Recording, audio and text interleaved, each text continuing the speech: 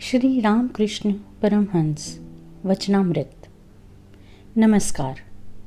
आज की अमृत वर्षा शुरू करने से पहले आप सभी से प्रेम निवेदन है कि चैनल सब्सक्राइब ज़रूर कीजिए, साथ ही बेल बटन अवश्य दबाएं तथा जो भी इस गहन व संतों के साथ यात्रा में हमारे साथ चलना चाहें उन तक वीडियो शेयर कर ये अमृत वर्षा ज़रूर पहुंचाएं। बेहतर अनुभव के लिए अनुरोध है कि आप अपने हेडफोन का प्रयोग अवश्य करें। आंख बंद कर संतों की संगति व भीतरी दुनिया को एक बार जरूर जिएं। श्री रामकृष्ण परमहंस की संगति जीने के लिए, अनुभव में उतरने के लिए आप सभी से अनुरोध है कि यह सीरीज शुरू से सुनें। श्री रामकृष्ण परमहंस वचनामृत। आइए सुनते हैं गतांग से आगे। परिच्छेद 15। श्री रामकृष्ण गाड़ी से श्यामपुकुर विद्यासागर स्कूल के फाटक पर आ पहुँचे। दिन के 3 बजे का समय होगा। साथ में उन्होंने मास्टर को भी ले लिया। राखाल तथा अन्य 2-1 भक्त गाड़ी में हैं। आज बुधवार 15 नवंबर 1882 कार्तिक शुक्ल पंचमी है। गाड़ी चितपुर रास्ते में है, किले के मैदान की ओर जा रही है। श्री रामकृष्ण आनंद में हैं। मतवाले की तरह गाड़ी से कभी इस ओर कभी उस ओर मुख करके बालक की तरह देख रहे हैं और पथिकों के संबंध में भक्तों से बातचीत कर रहे हैं। मास्टर से कह रहे हैं, देखो सब लोगों को देखता हूँ कैसे निम्न दृष्टि के हैं। पेट के लिए सब जा रहे हैं, ईश्वर की ओर दृष्टि नहीं है। श्री रामकृष्ण आज किले के मैदान में विल्सन सर्कस देखने जा रहे हैं। मैदान में पहुंचकर टिकट खरीदी गई। 8 आने की अर्थात अंतिम श्रेणी की टिकट भक्तगण श्री रामकृष्ण को लेकर ऊंचे स्थान पर जाकर एक बेंच पर बैठे। श्री रामकृष्ण आनंद से कह रहे हैं, वाह, यहाँ से तो बहुत अच्छा दिखता है। सर्कस में तरह तरह के खेल काफ़ी देर तक दिखाए गए। गोलाकार रास्ते पर घोड़ा दौड़ रहा है। घोड़े की पीठ पर एक पैर पर मेम खड़ी है। फिर बीच बीच में सामने बड़े बड़े लोहे के चक्र रखे हैं। चक्र के पास आकर घोड़ा जब उसके नीचे से दौड़ता है तो मेम घोड़े की पीठ से कूदकर चक्र के बीच में से होकर फिर घोड़े की पीठ पर एक पैर पर खड़ी हो जाती है। घोड़ा बार बार तेजी के साथ उस गोलाकार पथ पर दौड़ने लगा। मेम भी फिर उसी प्रकार पीठ पर खड़ी है। सर्कस समाप्त हुआ। श्री रामकृष्ण भक्तों के साथ उतरकर मैदान में गाड़ी के पास आए। ठंड पड़ रही थी। हरे रंग की शॉल ओढ़कर मैदान में खड़े खड़े बातचीत कर रहे थे। पास ही भक्तगण खड़े थे। एक भक्त के साथ में आपके लिए मसाले, लौंग, इलायची आदि का एक छोटा सा बटुआ है। उसमें कुछ मसाला और विशेष रूप से कबाब चीनी है। श्री रामकृष्ण मास्टर से कह रहे हैं, देखो मेम कैसे एक पैर के सहारे घोड़े पर खड़ी है और घोड़ा तेजी से दौड़ रहा है। कितना कठिन काम है। अनेक दिनों तक अभ्यास किया है, तब तो ऐसा सीखा। जरा असावधान होते ही हाथ पैर टूट जाएंगे और मृत्यु भी हो सकती है। संसार करना इसी प्रकार कठिन है। बहुत साधन भजन करने के बाद ईश्वर की कृपा से कोई इसमें सफल हुए हैं। अधिकांश लोग असफल हो जाते हैं। संसार करने जाकर और भी बद्ध हो जाते हैं और भी डूब जाते हैं।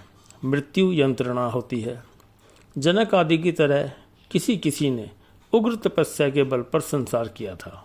इसीलिए साधन भजन की विशेष आवश्यकता है, नहीं तो संसार में ठीक नहीं रहा जा सकता। श्री रामकृष्ण गाड़ी पर बैठे। गाड़ी बाग बाजार से वसुपाड़ा में बलराम के मकान के दरवाजे पर आ खड़ी हुई। सायंकाल है। दिया जलाया गया। श्री रामकृष्ण सर्कस की बातें कर रहे हैं। अनेक भक्त एकत्रित हुए हैं। उनके साथ ईश्वर संबंधी चर्चा हो रही है। मुख में दूसरी कोई भी बात नहीं है, केवल ईश्वर की बात। जाति भेद के संबंध में चर्चा चली। श्री रामकृष्ण बोले, एक उपाय से जाति भेद उठ सकता है। वह उपाय है भक्ति। भक्ति के जाति नहीं है। भक्ति होने से ही देह मन आत्मा सब शुद्ध हो जाते हैं। गौर निताई हरिनाम देने लगे और चांडाल तक सभी को गोद में लेने लगे। भक्ति न रहने पर ब्राह्मण ब्राह्मण नहीं है, भक्ति रहने पर चांडाल चांडाल नहीं है। अस्पृश्य जाति भक्ति के होने पर शुद्ध पवित्र हो जाती है। श्री रामकृष्ण संसारबद्ध जीवों की बात कर रहे हैं। वे मानो रेशम के कीड़े हैं, चाहे तो कोश को काटकर निकल आ सकते हैं, परंतु काफ़ी कोशिश से कोश बनाते हैं, छोड़कर आ नहीं सकते, इसी से मरते हैं। फिर मानो जाल में फंसी हुई मछली जिस रास्ते से गई उसी रास्ते से निकल सकती है, परंतु जल की मीठी आवाज़ और दूसरी मछलियों के साथ खेल कूद इसी में भूल कर रह जाती है, बाहर निकलने की चेष्टा नहीं करती। बच्चों की अस्पष्ट बातों मानो जल कल्लोल का मीठा शब्द है, मछली अर्थात जीव और परिवार वर्ग, परंतु एक दौड़ से जो भाग जाते हैं उन्हें कहते हैं मुक्त पुरुष। श्री रामकृष्ण गाना गा रहे हैं। भावार्थ: महामाया की विचित्र माया है, कैसा मोहजाल फैला रखा है, जिसके प्रभाव से ब्रह्मा विष्णु भी अचैतन्य हैं। फिर जीव की क्या बात, बिछे हुए जाल में मछली प्रवेश करती है, पर आने जाने का रास्ता रहते हुए भी फिर उसमें से भाग नहीं सकती। श्री रामकृष्ण फिर कह रहे हैं, जीव मानो दाल है, चक्की में पड़े हैं, पिस जाएंगे, परंतु जो थोड़े से दाल के दाने खूंटी को पकड़ कर रहते हैं वे नहीं पिसते। इसलिए खूंटी अर्थात ईश्वर की शरण में जाना चाहिए, उन्हें पुकारो, उनका नाम लो, तब मुक्ति होगी, नहीं तो काल रूपी चक्की में पिस जाओगे। विश्वास बाबू बहुत देर से बैठे थे, वे उठकर चले गए। उनके पास काफ़ी धन था, परंतु चरित्र भ्रष्ट होने से सारा धन उड़ गया। अब स्त्री कन्या आदि किसी को नहीं देखते हैं। बलराम के उनकी बात उठाने पर श्री रामकृष्ण बोले, वे अभागा दरिद्री है, ग्रस्त के कर्तव्य हैं, ऋण है, देव ऋण, पितृ ऋण, ऋषि ऋण, फिर परिवार का ऋण है। सती स्त्री होने पर उसका पालन पोषण, संतान जब तक योग्य नहीं बन जाते हैं तब तक उनका पालन पोषण करना पड़ता है। साधु ही केवल संचय नहीं करेगा, पंछी और दरवेश संचय नहीं करते, परंतु मादा पक्षी के बच्चा होने पर वह संचय करती है, बच्चे के लिए मुख से उठाकर खाना ले आती है। बलराम, अब विश्वास बाबू की साधु संग करने की इच्छा है। श्री रामकृष्ण हंसते हुए, साधु का कमंडलू 4 धाम घूम कर आता है, परंतु वैसा ही कड़वा का कड़वा रहता है। मलय की हवा जिन पेड़ों को लगती है वे सब चंदन हो जाते हैं, परंतु सेमल, बड़ आदि चंदन नहीं बनते हैं। कोई कोई साधु संग करते हैं गांजा पीने के लिए। साधु लोग गांजा पीते हैं, इसीलिए उनके पास आकर बैठते हैं, गांजा तैयार कर देते हैं और प्रसाद पाते हैं। परिच्छेद 16। राजमोहन के मकान पर शुभागमन किया। सायंकाल के कुछ देर बाद श्री रामकृष्ण शिमूलिया निवासी श्री राजमोहन के मकान पर गाड़ी से आ पहुँचे। श्री रामकृष्ण ने सुना कि यहाँ पर नरेंद्र आदि युवक मिलकर ब्रह्म समाज की उपासना करते हैं, इसीलिए वे देखने आए हैं। मास्टर तथा और भी 2-1 भक्त साथ हैं। श्री राजमोहन पुराने ब्रह्म भक्त हैं। श्री रामकृष्ण नरेंद्र को देख आनंदित हुए और बोले, तुम लोगों की उपासना देखूंगा। नरेंद्र गाना गाने लगे। युवकों में से श्री प्रिय आदि कोई कोई उपस्थित थे। अब उपासना हो रही है। नवयुवकों में से एक व्यक्ति उपासना कर रहा है, वह प्रार्थना कर रहे हैं, भगवान सब कुछ छोड़ तुम में मग्न हो जाऊं। श्री रामकृष्ण को देख संभवतः उनका उद्दीपन हुआ है, इसीलिए सर्वत्याग की बात कर रहे हैं। मास्टर श्री रामकृष्ण के बहुत ही निकट बैठे हैं। उन्होंने ही केवल सुना। श्री रामकृष्ण मृदु स्वर में कह रहे हैं, सो तो हो चुका। श्री रामकृष्ण को जलपान के लिए मकान के भीतर ले जा रहे हैं। परिच्छेद 17। रविवार 19 नवंबर 1982। आज श्री जगदात्री पूजा है। सुरेंद्र ने निमंत्रण दिया है। वे भीतर बाहर हो रहे हैं। कब श्री रामकृष्ण आते हैं? मास्टर को देख वे कह रहे हैं, तुम आए हो और वे कहाँ हैं? इतने में श्री रामकृष्ण की गाड़ी आ खड़ी हुई। पास ही श्री मनमोहन का मकान है। श्री रामकृष्ण पहले वहीं पर उतरे, फिर पर जरा विश्राम करके सुरेंद्र के मकान पर जाएंगे। मनमोहन के बैठक खाने में श्री रामकृष्ण कह रहे हैं, जो असहाय दीन दरिद्र हैं उनकी भक्ति ईश्वर की प्यारी है। जिस प्रकार खली मिला हुआ चारा गाय को प्यारा है। दुर्योधन उतना धन उतना ऐश्वर्य दिखाने लगा, पर उसके घर पर भगवान ना गए, वे विदुर के घर गए। वे भक्त वत्सल हैं। जिस प्रकार गाय अपने बच्चे के पीछे पीछे दौड़ती है, उसी प्रकार वे भी भक्तों के पीछे पीछे दौड़ते हैं। श्री रामकृष्ण गाने लगे। भावार्थ है, उस भाव के लिए परम योगी युग युगांतर तक योग करते हैं। भाव का उदय होने पर ऐसे ही खींच लेते हैं जैसे लोहे को चुंबक। चैतन्य देव की आंखों से कृष्ण नाम के आंसू गिरने लगते थे।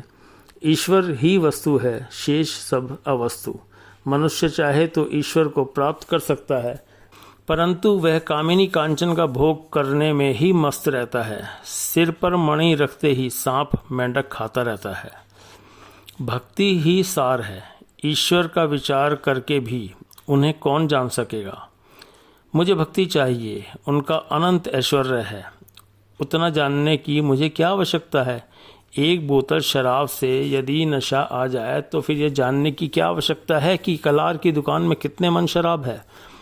एक लोटा जल से मेरी तृष्णा शांत हो सकती है। पृथ्वी में कितना जल है, यह जानने की मुझे कोई आवश्यकता नहीं।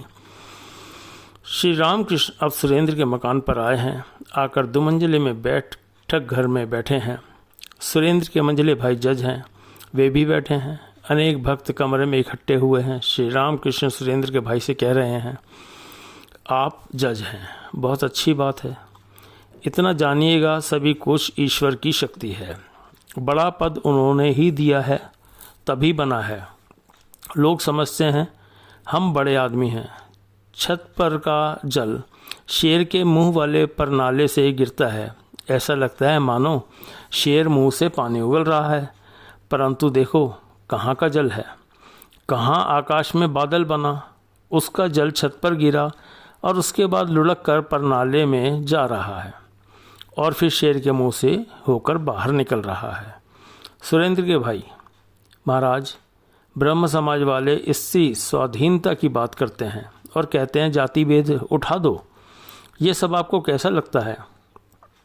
इस पर श्री रामकृष्ण बोले, ईश्वर से नया नया प्रेम होने पर वैसा हो सकता है।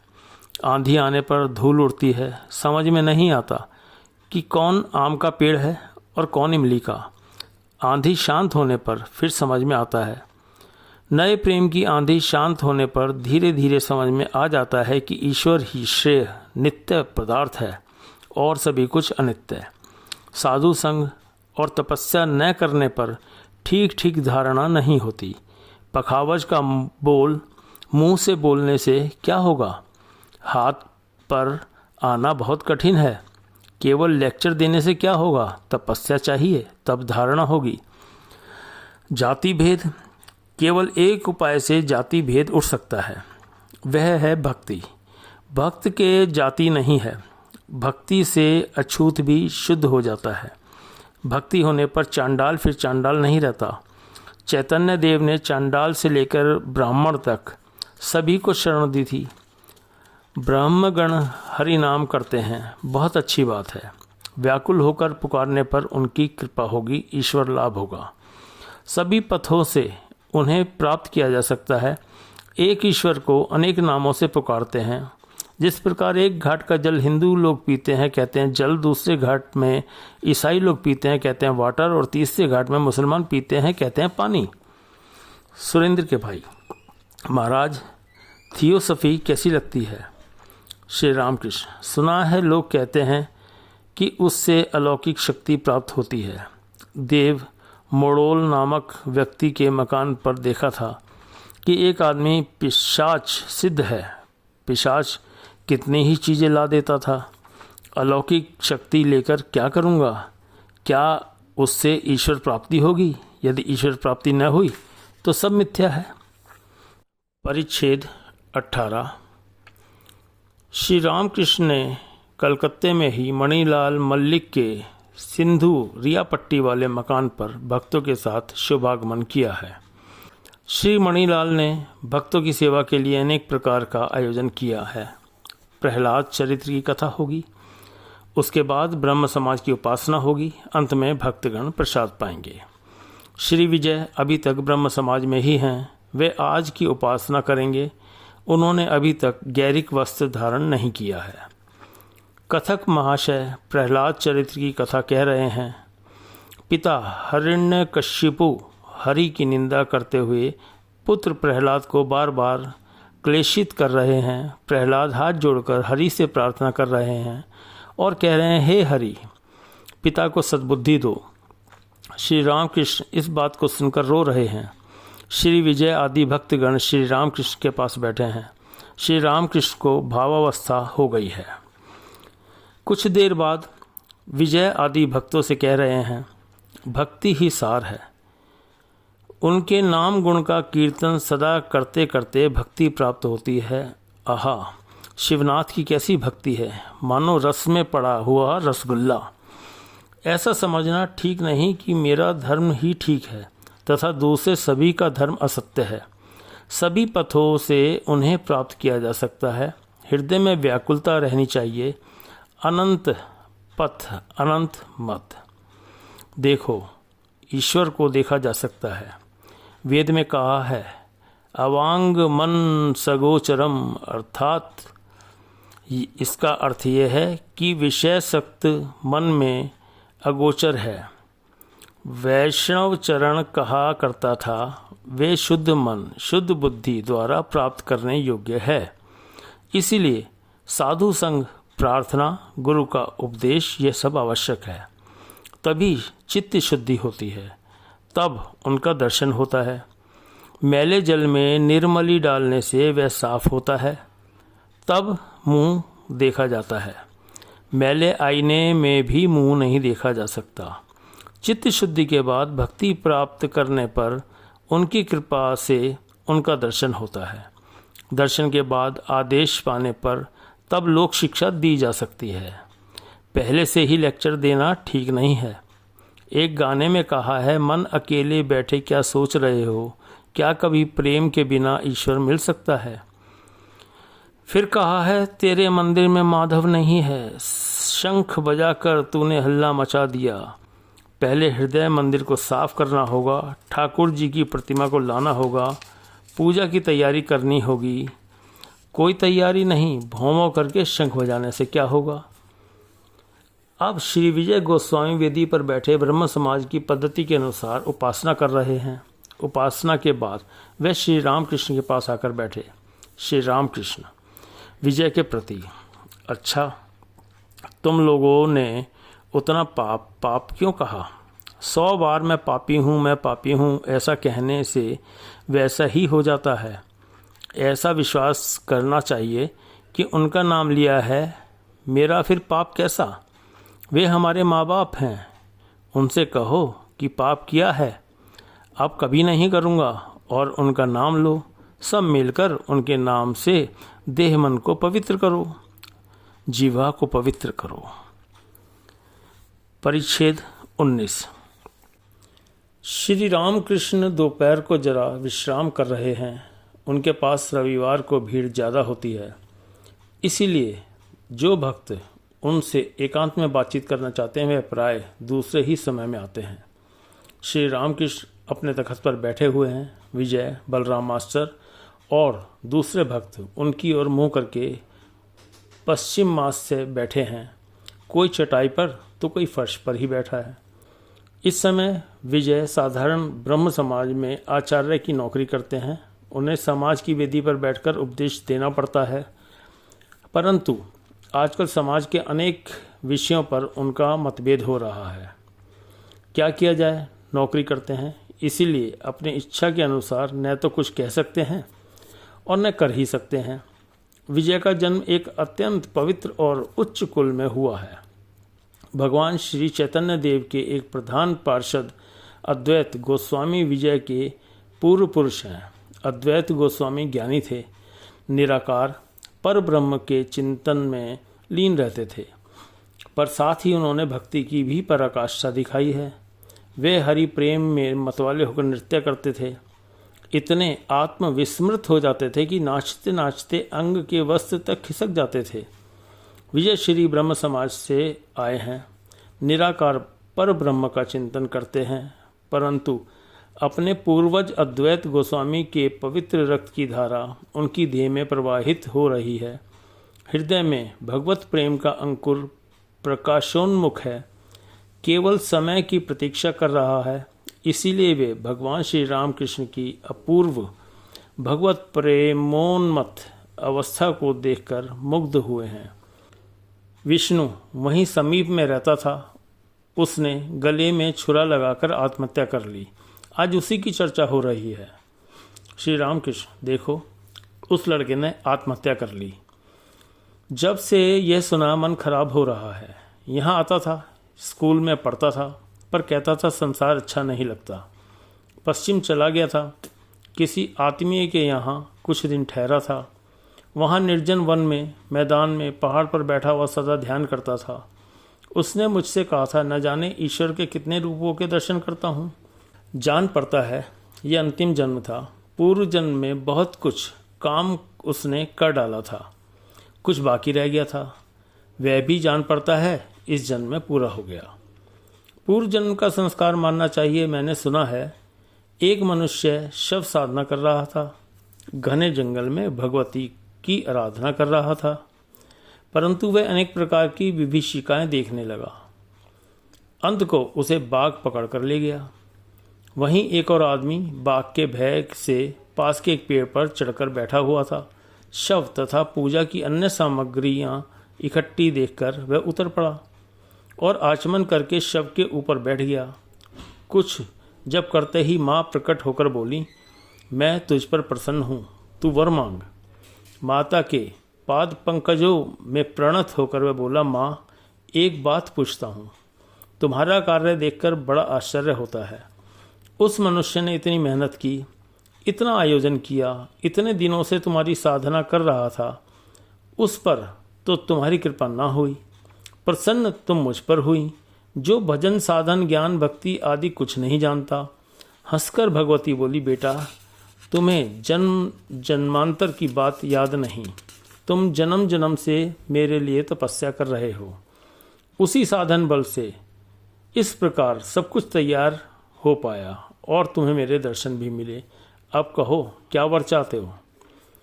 एक भक्त बोल उठे, आत्महत्या की बात सुनकर भय लगता है। श्री रामकृष्ण, आत्महत्या करना महापाप है। घूम फिरकर संसार में आना पड़ता है और वही संसार दुख भोगना पड़ता है, परंतु यदि कोई ईश्वर दर्शन के बाद शरीर त्याग दे तो उसे आत्महत्या नहीं कहते। उस प्रकार के शरीर त्याग में दोष नहीं है। ज्ञान लाभ के बाद कोई शरीर छोड़ देते हैं। जब मिट्टी के सांचे में सोने की मूर्ति ढल जाती है तब मिट्टी का सांचा काहे कोई रखे, चाहे तो तोड़ दे। कई वर्ष हो गए, वराहनगर से एक लड़का आता था। उम्र कोई 20 साल की होगी, नाम गोपाल सेन था। जब यहाँ आता था तब उसको इतना भाव हो जाता था कि हृदय को उसे पकड़ रखना पड़ता था कि कहीं गिरकर उसके हाथ पैर न टूट जाएं। उस लड़के ने एक दिन अचानक मेरे पैरों पर हाथ रखकर कहा, मैं और न आ सकूंगा, अब मैं चला। कुछ दिन बाद सुना है उसने अपनी देह छोड़ दी। शेष क्रमशः। हमारे चैनल को सब्सक्राइब अगर नहीं किया तो ज़रूर करें, वह इस वीडियो को जिन लोगों तक आपको लगे पहुंचना चाहिए उन तक ज़रूर पहुंचाएं। मिलते हैं जल्दी। धन्यवाद।